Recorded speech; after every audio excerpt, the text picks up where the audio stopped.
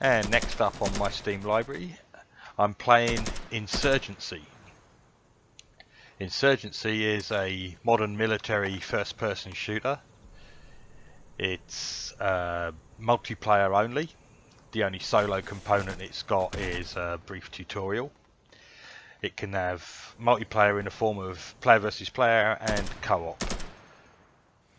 It's realistic, tactical, modern military FPS. Relies heavily on team play. It's got a very quick time to kill. Its damage model is extremely high, so 1, 2, 3 shots is usually all it takes to be killed or to kill other people. You have to rely on your awareness and positioning more than your reaction speed and trigger finger. It's a class-based game. You pick one of various different roles when you join a game. These roles are limited to the number of people that can play them. So you can't have, for instance, a game full of snipers or a game full of just assault people. You've got to pick the classes that's available to you when you join the game, and sometimes your favourite class might not be available. It forces you into playing other roles that you might not normally have tried. It's just basically 2 teams playing the usual multiplayer modes that Battlefield and other games have made famous, such as Conquest, Rush. The difference between this and Battlefield, apart from like the damage model and the realistic kind of bullet damage, is that you don't respawn straight away. When you die, the respawns are in waves, and the waves are on a timer of about, I think it's 45 seconds. So you might be lucky and die just as a wave of respawns is about to come, and you're only dead for like 1 second.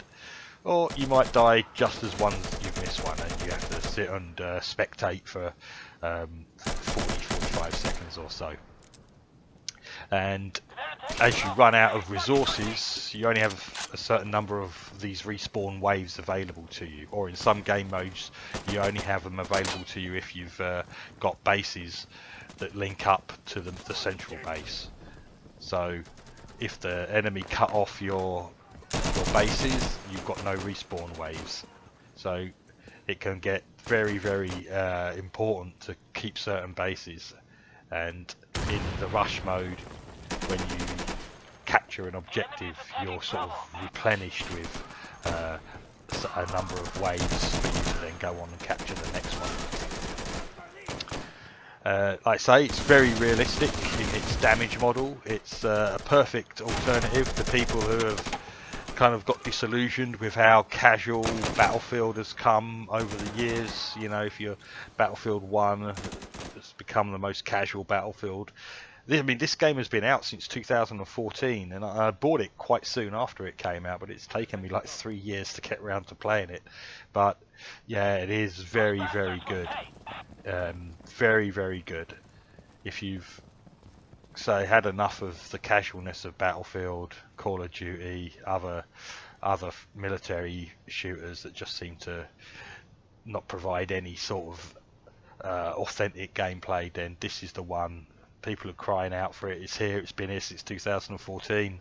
You know, there are others like Armour, Rising Storm 2 Vietnam as well. Very good in that regard.